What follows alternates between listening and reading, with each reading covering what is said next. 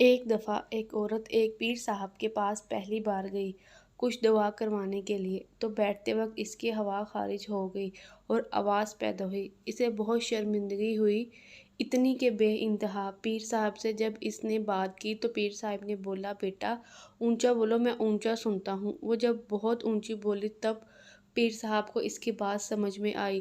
اس نے سوچا پیر صاحب جان بوجھ کر شاید ایسا کر رہے ہیں میری شرمندگی دور کرنے کے لیے کہ انہوں نے ہوا خارج کی آواز نہیں سنی کیونکہ وہ اونچا سنتے ہیں۔ لیکن اسے یقین تب ہوا جب پیر صاحب کے پاس اور بھی لوگ آئے اور انہوں نے اونچا بولنے کو بولا اور پھر پوری زندگی اونچا سنتے رہے۔ حالانکہ بزرگ صحیح سن سکتے تھے لیکن انہوں نے اس مسافر خاتون کی عزت کا بھرم رکھنے کے لیے اسے پوری زندگی اس بات پر شرمندگی نہ اٹھانی پڑے اونچا سنتے رہے۔ آج ہم کیا کر رہے ہیں؟ کوئی عیب کسی کا ہاتھ آ گیا تو ہم اسے اچھالتے ہیں اور اس کا مذاق اڑاتے ہیں۔ ہمیں دوسروں کے عیبوں پر پردہ ڈالنا چاہیے۔